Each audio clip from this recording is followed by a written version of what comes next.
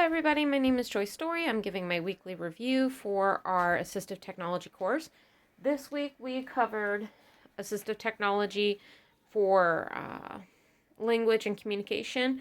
It's known as alternative augmentative communication, so AAC.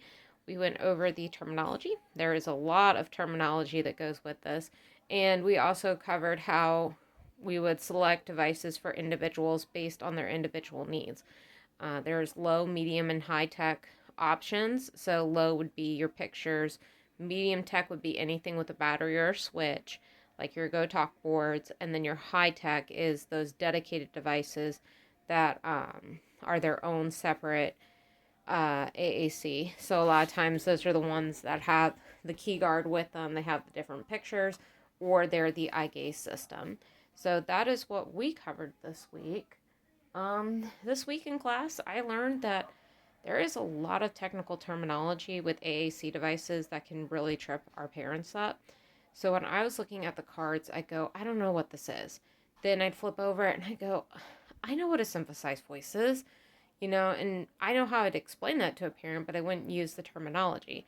As the intervention specialist, it is my job to be that go-between between the speech-language pathologist and the parent.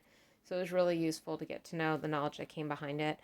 Also, just this year, I'm experiencing an individual that uses a switch operation for his AAC device that has him do the scanning feature.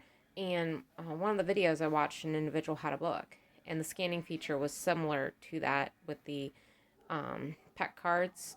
So I just thought that was cool how that's a common similarity that goes on no matter who you're teaching how to use that AAC device too. So, with this week's material, I plan to think about how I choose the type of language my students need to learn. Obviously, labeling everything in the classroom is very important, but understanding that our students' needs go beyond the classroom as well. One thing I will say is I'm an older sister of a younger sister with Down syndrome, and my mom works full-time and takes care of my sister's health needs at home, and because she can't do the feeding and the dressing on her own, completely independent. So when it comes down to is she using that AAC device at home, she's really not. And you can't really get upset with the parents too much because they're taking on all those extra care steps, sometimes without an extra home health aide to assist with it. So just thinking about what type of knowledge are we giving our students to use at home, use in everyday life, not wait until they're in the transition stage where they're trying to get a job or that they're trying to graduate from high school. So that was something that made me think about it.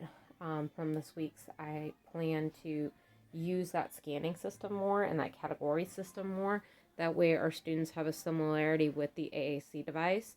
I thought it was really interesting this week that we didn't really cover sign language. I know sign language is its own animal, but it's oftentimes the first go-to for speech-language pathologists. So, let's see what else. So, this week in class, my takeaway was language, just how much vocabulary we do use and how much we take that for granted.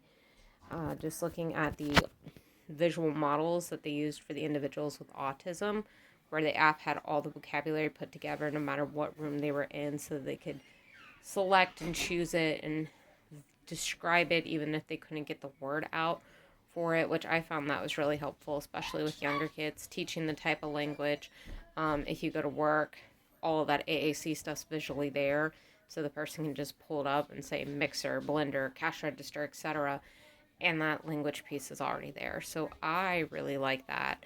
It's a different way to do the scan, and I think sometimes it's a more helpful way for our students. The other thing I was amazed with is how much the language systems have in common. So my individual does scanning. The person that does the book does the flip. The person that has the AAC device has the different categories that they have to go through and flip through the different menus, just like with the book. So just that the language system is similar, so as a teacher, it's nice that I can just pick up and